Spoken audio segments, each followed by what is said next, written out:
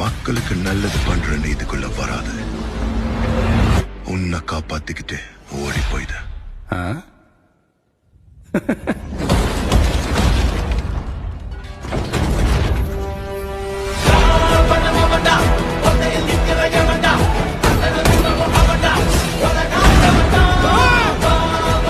மொத்த ஐயோக்கியனுங்களும் ஒண்ணா நிக்கிறாங்க.